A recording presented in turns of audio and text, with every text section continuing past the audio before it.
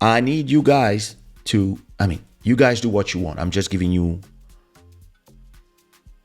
what happened in history. And now I'm telling you what's happening today. And now that you have some information of why it's happening, it's just the same as when all the Zouk artists were calling me to tell me, oh, Zouk is dying. We need to do Kizomba. Help us. And I was like, I'm not here anymore. I'm in Portugal. Can you send us a ticket to come to Portugal and sing? And I was like, who, me? The guy who's has been? No.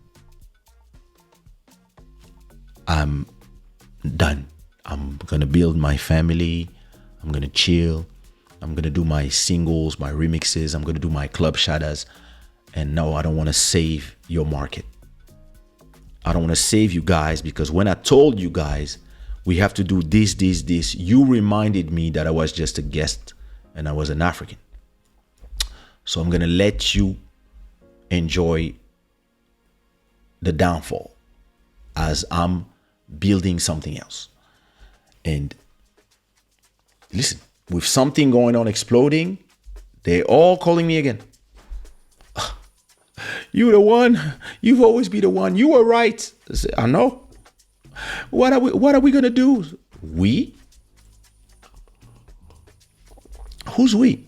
No, but we need to do compa. We need to do kizomba. We need to do. I'm a piano. Sorry. Like, listen. This is crazy. This is the Bolivian president. The Bolivian president, so there's a lot of people to build the batteries. You need lithium, right? And a lot of lithium is actually in Bolivia and South America and some of these countries. And here is something that the Bolivian president just said yesterday or 2 days ago. We must be united in the market in a sovereign manner with prices that benefits our economies, the Latin American ones. And one of the ways already proposed by Mexico's president, Andrés Manuel López Obrador, is to think of a kind of lithium OPEC. Ars said in a speech in La Paz. We don't want our lithium to be in the Southern Command's crosshair, nor do we want it to be a reason for destabilizing democratically elected governments or foreign harassment. Rebellion. Now, let me tell you before I go all the different chess moves that are happening right now. And I'm not talking about everything, but I'm just going to give you a list of everything that is happening like right now, this week. All this is this week, right? So,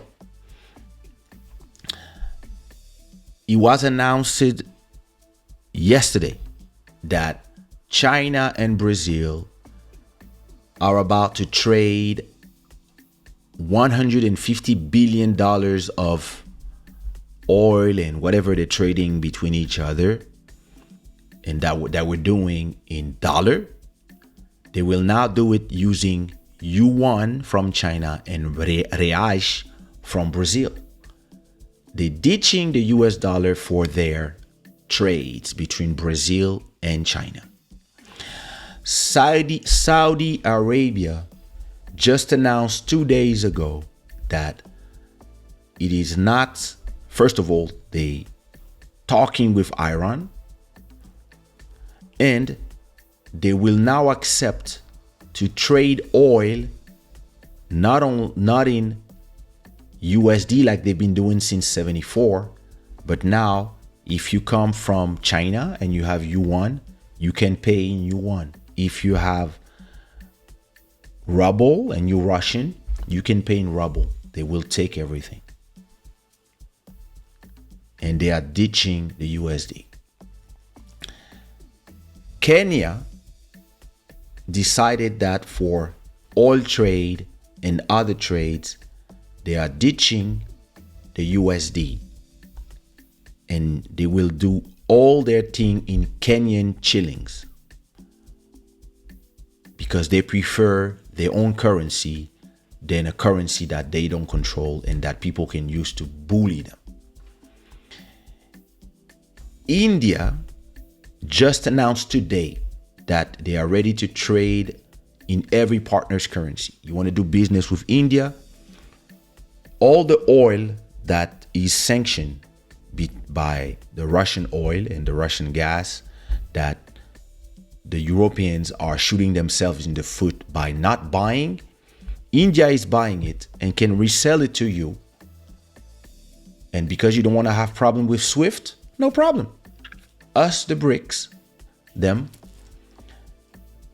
we can deal in your currencies and you can use our system that is not SWIFT. You can just put it in all your computers and we will work in your currencies. We prefer having reserves in a lot of different currencies than American that people are starting to not trust. Brazil and Argentina just announced that they are thinking of trying to create a South American currency just for the different countries in South America. And when you want to trade with them, they can work together. India and China are now decided that everything they will trade, they will not use USD. They will trade in their currencies. Europe is not saying anything. But trust me, Germany is pissed. And the others are cowards. But they are watching, and maybe they are playing how do you say billard à trois bandes? They are like trying maybe to look at the long game and saying to themselves, if the dollar falls, we have the euros. So let's wait and see. Kamala Harris went to Ghana and she told Ghana, yo, listen, China is a threat. You have to stop working with China, blah, blah, blah, blah. And the president of Ghana replied to her live on TV. For those who didn't see, you can search it on YouTube. He told her to her face, you guys might be obsessed with China, but we are not. China is our friends, is one of our partners, just like a bunch of other countries. So your obsession with China is yours, and you're not going to put it to everybody else. And the BRICS are creating a new financial system that is the same as SWIFT, that when you want to work with the BRICS country, you will use their financial system. And I heard, but this I don't know if it's something that is true, but there's rumors of something called Operation Sandbox, where all the countries that have dollars are going to create like a bank run. The thing I was telling to you, that everybody comes and say, hey, we want to sell our debt of the dollars. We want to sell it. So we want all our money back, and which would completely destabilize the dollar. But this, I don't know if it's true. And all this is to tell you that, okay, the reality is that there's a rebellion. And I believe that with the current event of the last year, this has precipitated this. You can see with Uganda, what the way they're talking, a lot of countries are starting to say, hey, listen, being out of SWIFT actually might be a good thing. And trading dollar has its good, but because the dollar is like a political arm for the US, it actually makes more sense to work with our own currencies or have different regional reserve currencies so that you don't have one person being able to destabilize you or do like what they did to Angola. Angola was buying this whole city. They were buying every apartment. They were coming. The artists were taking over the radios and stuff, and they just removed them from SWIFT from one day to another in 2008, I think. They were just like, and all of a sudden, you could be a millionaire in Angola, but you could not pay for the school of your kids in Lisbon. And a lot of people had to take their kids back to Angola or to other countries because they could not use the USD and the euros, meaning that you had Kwanzas as a multimillionaire, but you could only use them inside of your country. And this crippled their economy, among other things, of course. And all this is creating a bunch of disgruntled people who are ready to band together because they're like, yo, the enemy of my enemy is my friend. And we are still in a system where 95%, if not more, of the world exchanges are done in dollar. I don't think that the dollar will fall from one day to another. But it's clear that China's direction is to take the opportunity of now to move to the next phase of their plan, which is becoming a force to be reckoned with, where instead of having to use dollars, they can use their own yuan and make the yuan as strong as the dollar. Russia is playing also their own game where they're like, yo, listen, we actually naturally should be in cooperation with the rest of Europe, but they decided to follow everything that the US does through the IMF and NATO. So what we're going to do is that we're going to just, instead of looking west, we're going to look east. We're going to sell our oil to China and all the Zaras and the Renault and all these people, the McDonald's and all the Occidental stuff that don't want to be here with us. We're going to replace them with Chinese stuff and Indian stuff and Brazilian stuff and South African stuff. And then you have a bunch of countries that are like, yeah, actually the BRICS. So the BRICS is Brazil, Russia, India, China, and South Africa. There's a lot of countries that are thinking of joining that cooperation and not just have the G7 and the G20 ruling the world. The rest of the world is just saying, listen, 1 billion people cannot rule the rest of the 7 billion out of just because. People are saying, okay, we can run ourselves, and you have the West African countries, ex-French colonies, they want to leave the CFA. Niger, I think, wants to have their own currency and get out of the CFA. I think it's Burkina Faso as well. Like, things are changing, and things are changing in a way that people want to be able to move away from the control of one country. And the question that I have two questions.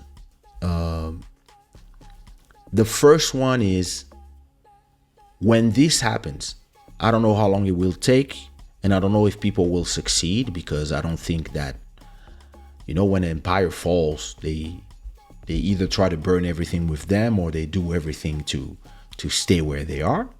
So I don't know what they're gonna do. But if they succeed in doing this, and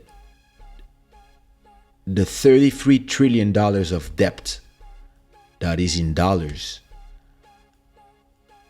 and that is not backed by nothing because they just print their money when they want, how does it change their own economy?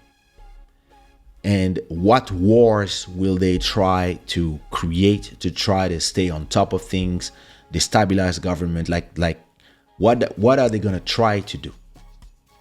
That's a question that I don't have the answer, but I'm asking. This is one of the things I'm asking myself. And the second one I'm asking myself is, in the future, what kind of bloc are we gonna have? Some people say it's just gonna be like the Occident on one side, China.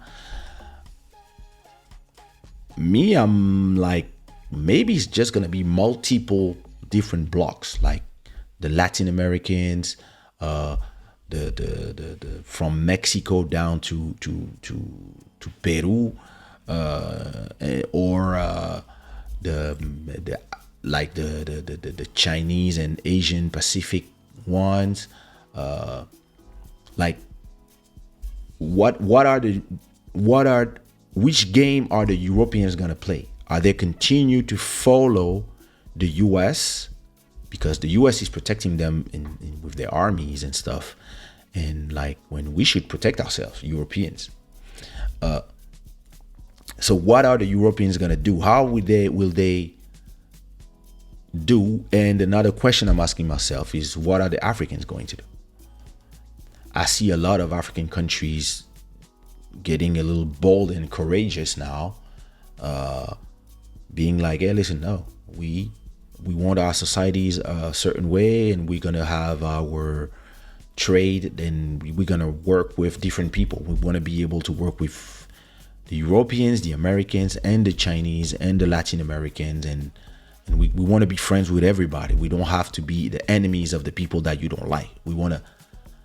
So, and is Africa one big block, or is it going to be three blocks? Like, and the ideas of Gaddafi of an African currency, are we going to put that back, or are we still in the position where they can still create some coups and some rebellions in our countries, and are we able to also deal with ourselves? I mean, lots of interesting questions that